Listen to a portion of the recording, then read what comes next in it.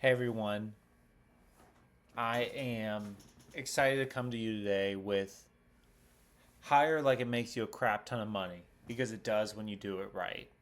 So purpose is uh, show to to talk about how I see hiring going wrong in small businesses and best practices for doing it instead, and then some metrics you can measure to judge the effectiveness of your hiring practices. So I want to start by thinking about sales because sales is something that most small businesses put a lot of time and energy into. It's the lifeblood of money. Profit is the lifeblood of the business, and so I bet, maybe I'm wrong. I bet you probably have your customer journeys mapped out. You understand your value proposition. You put a lot of time into, oh, who's your target customer? You know who your customer is and the value you provide to them. But what about for hiring? Is it just kind of a random job description? Or have you put that same level of effort into hiring each and every role? So here's how I see hiring going wrong. And bear with me, I am not an art major. So this is Greg. Greg was a top performer at his last role. Greg. He retired. He just off to the sunset. He's gonna go to Cancun and live on the beach. Good for Greg. So the company now, they never really understood kind of what Greg did. He was just great. He was so great at his job. So now what they do is they try to find next Greg. And so what happens, what goes wrong there is you make a lot of false positives. So, um, for example, let's say Greg was really extroverted, but that had nothing to do with whether or not he could do a good job. It just was his characteristic. And so, but that's what everyone saw. That's what they experienced. He was the life of the party. But now everyone's thinking they're hiring based off extroversion. They're thinking we got to get the next Greg. And so what happens is you start making bad hiring decisions because you're hiring for the wrong things. So here's what you should do instead. First, you want to identify the opportunity. Why does this role exist? Like, why are you talking about it? What is it supposed to accomplish?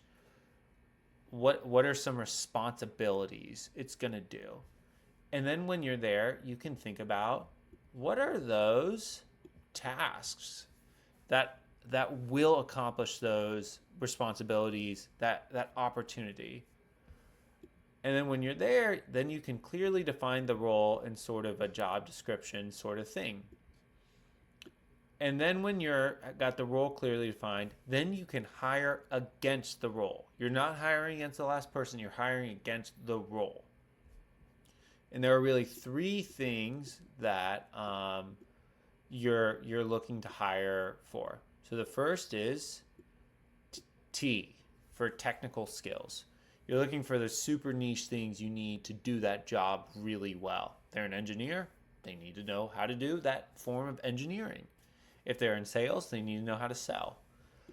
Second is you're hiring for soft skills. What are those things that you want someone to show up and be that's not really something you go to college for. And then three, you're hiring for culture fit. And to do that, you need to first understand your culture, which I find very few businesses do. That might be my next video. But you have to understand your culture and then understand who fits in it, who gets value from it, who loves it. And there are three main metrics I recommend that you measure and track when judging the effectiveness of your hiring practices. In healthy ranges are going to vary, so I'm not going to include that here because it's a little dependent on industry size, a couple other things. First is what do I illustrate here? We'll do arrows. First is your attrition. How many people are leaving the company? That's really important to know. Second, is your time to fill. What if we do like a calendar? So there's a T, and then how long is it taking you to fill positions? That normally highlights the effectiveness of your sourcing, recruiting techniques, your interview processes, things like that. That is not a very good calendar. And then the third metric I measure is time to competency. And for that, I have no idea how to illustrate that. But that is how long does it take for someone to create the value you're paying them for the company?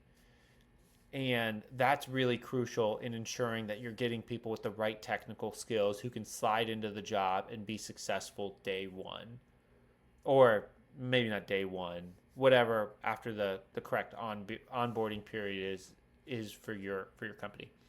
So, anyways, that's how to hire. This is one of those key things in crushing your competition, crushing the Fortune 500 companies you compete against.